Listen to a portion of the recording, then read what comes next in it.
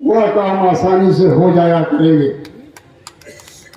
लेकिन टिकट ही नहीं दिया गया, वो ताकत मिली ही नहीं, तो कहां से मैं आपकी मदद करूंगा। कष्ट यह नहीं है कि टिकट कट गया है, कष्ट यह है कि 40 बरस के वफादार को बिना गुनाह सजा दी गई। इस जनपद में सर्वप्रथम गायत्री यादव जिला पंचायत अध्यक्ष हुई थी। 3 वोट हमारे पास था और 3 वोट पर ही मैंने उनको जिला पंचायत अध्यक्ष की कुर्सी पर मैंने बैठाया। सुनील चौहान केवल 2 वोट था और 2 वोट पर ही सुनील चौहान को जिला पंचायत के अध्यक्ष की कुर्सी पर मैंने बैठाया। राम भवन राम जात का दलित का बेटा, लेकिन रातों रात वो आदमी आया और हमारा टिकट यहाँ से कटवा दिया। फिर मुझको कहा गया कि मधुबन जाइए, मुझको A-B फार्म दिया गया, C फार्म दिया गया, मैंने पर्चा दाखिल कर दिया और आज दिया गया, परसों उसको भी काट दिया गया। वहां से भी टिकट नहीं दिया और वो व्यक्ति ही लोग टिकट पाए हैं जो कभी समाजवादी पार्टी का चौनिया मेंबर भी नहीं रहे, न आज भी हैं, आज भी नहीं।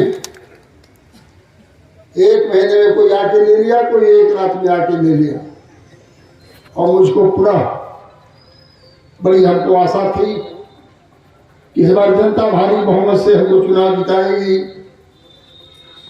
और जो काम के लिए परेशानी झेलनी है। हम एक मित्र से भी बता रहे थे कि बाबर आजम इस मुल्क का बादशाह था जिसका मंत्री बैरन खान, और बाबर के मरने के बाद जब उसका बेटा हुमायूं गद्दी पर बैठा, उसका भी मंत्री बैरन खान, और हुमायूं के मरने के बाद जब उसका बेटा अकबर गद्दी पर बैठा तो उसका भी मंत्री बैरन खान। 3 पुश्त का वफादार था और मैं भी 3 पुश्त का वफादार साथी हूँ।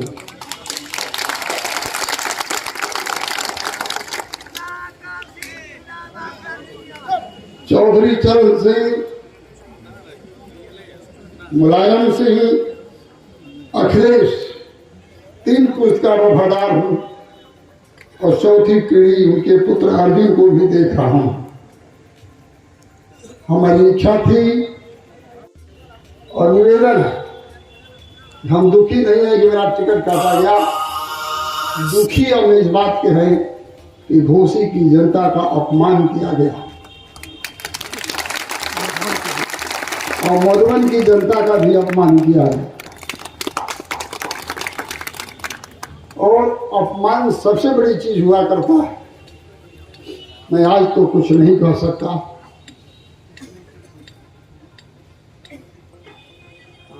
मैं इसीलिए आप लोगों को आमंत्रित किया कि इस परिस्थिति में या इतना घोर अपमान हुआ हो,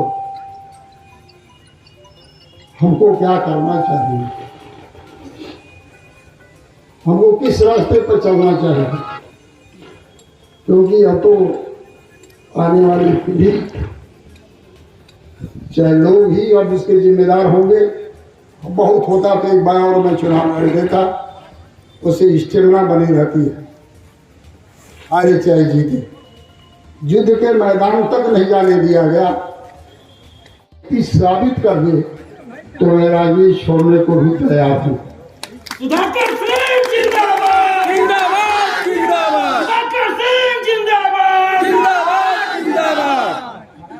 लेकिन आज तक मैंने ऐसा नहीं किया, ईमानदारी के साथ पार्टी की सेवा किया। आज चारों लोग जो टिकट पा गए हैं मऊ जिले में, चारों पार्टी के मेंबर नहीं है, चारों पार्टी के मेंबर नहीं है कि मांग लीजिएगा, पता कर लीजिएगा। चाहे मधुबन से जो पाए हों, अभी 1 साल पहले पार्टी में आए हैं, घोसी में जो पाए हैं वो 1 दिन पहले आए थे, टिकट बिहार भैले ले लिए, और इस 7 पार्टी भारत में हो चुकी है। जितने दल हैं उतनी पार्टी उनकी हो चुकी है, दोहरा रहे हैं। तो घोसी की जनता हमारे रुको एक बात सुन। मेरे हाथ से जाने अनजाने किसी गलत इंसान को टिकट मिल जाए तो तुम्हारा पुनीत कर्तव्य होता है कि उसकी जमानत जब्त करा देना। यह वाक्य हमारे नेता के थे, चौधरी चरण सिंह के थे। इसलिए बहुत देर से आप बैठे हैं, बहुत लंबा समय हो गया है। इतना आपने एक आह्वान पर आपने समय दिया, मैं आपका प्रति आभार व्यक्त करता हूँ।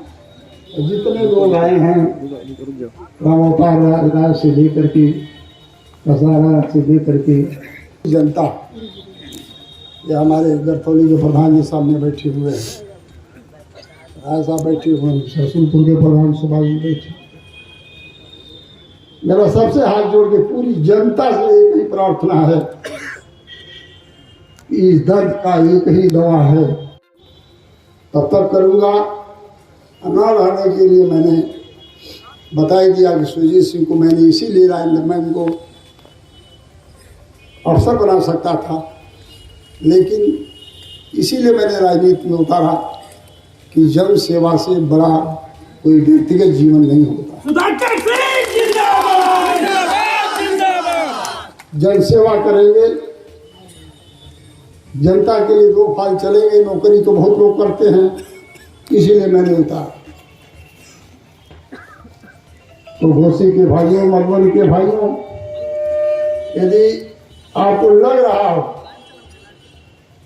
कि सचमुच अन्याय हुआ है तो एक बार चौधरी चरण सिंह हम लोगों के नेता थे, एक गांजा बेचने वाले को टिकट मिल गया और जब मंच पर भाषण करने आए तो एक मित्र ने कहा कि साहब गांजा बेचता है।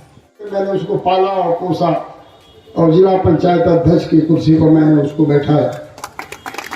धर्म प्रकाश यादव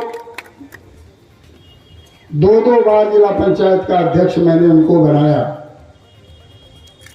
चाहे वह राजकुमार यादव हो, चाहे विजय शंकर यादव हो, चाहे रामा कृष्ण यादव हो, सारे लोगों को, चाहे राम सागर यादव हो, सबको हमने सम्मान दे करके ब्लॉक प्रमुख तक की कुर्सी पर हमने बैठाने का काम किया। राम जन्म दलित के बेटे को भी हमने ब्लॉक प्रमुख बनाया घोसी का। और उन परिस्थितियों में रात दिन घर द्वार छोड़ करके 40 वर्ष में इस कार्यालय पर रहता हूँ। 12 बजे रात को भी कोई कह नहीं सकता कि मैं गया था सुधाकर सिंह के यहाँ और उन्होंने मेरी बात नहीं सुनी और टेलीफोन क्यों समझ में हमको नहीं आता।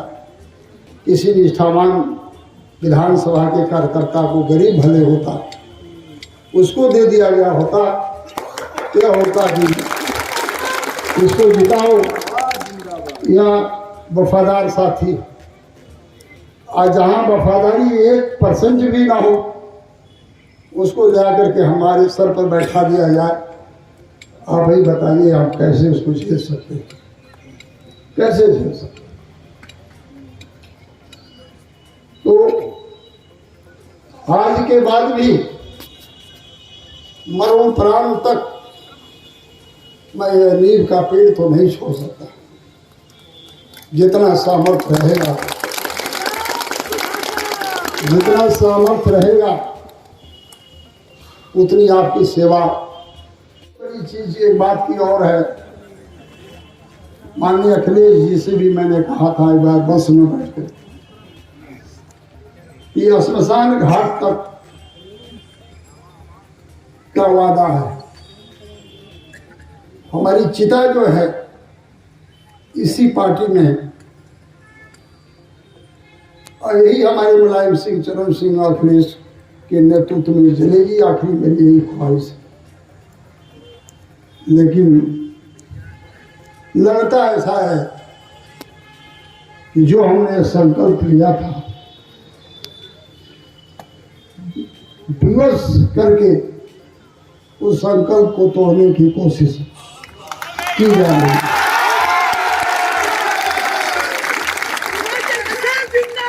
जिंदाबाद जिंदाबाद जिंदाबाद जिंदाबाद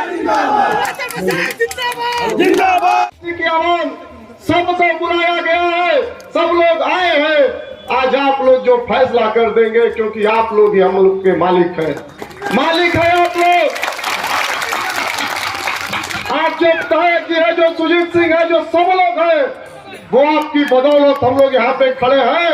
अगर आप नहीं होते तो हम लोग को कोई पूछने वाला नहीं होता। आपकी बदौलत हम लोग यहाँ है।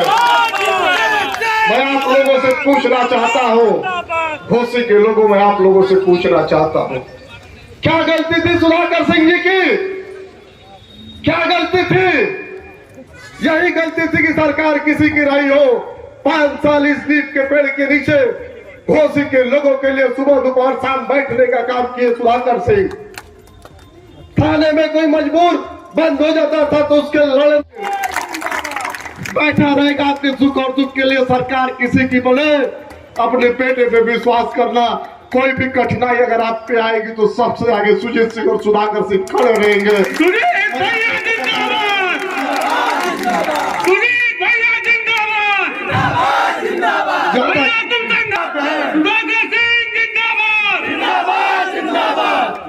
ज्यादा और कुछ नहीं कहूंगा। सारे लोग मेरे मालिक साहब, मेरे परिवार के लोग बैठे हुए हैं। आपका ये बेटा हाथ जोड़ के आप लोगों को प्रणाम कर रहा है और अपने दिल के हर कोने से आप लोग को बहुत बहुत धन्यवाद दे रहा है कि हमारे मान और सम्मान के लिए आप लोगों ने इतना समय हम लोग को दिया है। आप लोगों को बहुत बहुत धन्यवाद, बहुत बहुत बधाई। जय हिंद, जय भारत।